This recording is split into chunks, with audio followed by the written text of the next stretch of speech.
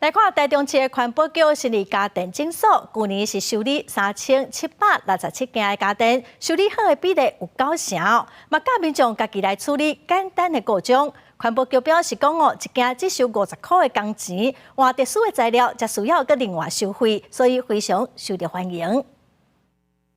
详细检查电线受损的状况，另外一边嘛咧试用微波炉，这毋是电器行，是台中市环保局的家电诊所。民众若是处理有电器歹去啊，拢会当送来这检查修理。正常来讲的话，我们要看零件是否还可以堪用。可以堪用的话，我们会做所谓的帮它修复它的零件，让民众不用再额外再多花一笔钱来去做使用。处理若是有电器歹去啊，往往拢会互人直接单调。不过其实袂少拢是简单的问题尔。因那家电诊所的技术人员会先来检查故障的原因，再个尽量以唔免换零件的方式来修理。若是修理好势啊，一件敢若收50块。因那需要换特殊的零件，才会另外收钱，唔免开钱个买新的电器。因为这边毕竟几十块就可以解决。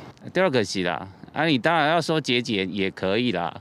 台中市环保局统计，家电诊所收到的电器，去年有3767件，9成以上拢有修复好势。今年到今嘛已经收到137件，其中热天以电风、寒人以电烘炉的数量上济。即马收到的电器数量嘛是寥寥啊咧增加。整组套换的话，它对厂商应该是比较有利润，而且维修的时间会比较短暂，那他们可能也缩减他们的一些维修成本。那这个部分当然就是在厂商跟公部门在面对这个维修家电的部分，我们处理的方式是比较不一样的。环保局表示，家电诊所维修的技术愈来愈好，会当维修的品项嘛增加到11项，唔会当替民众加买电器的钱省起来，嘛会当减少浪费资源。记者综合报道。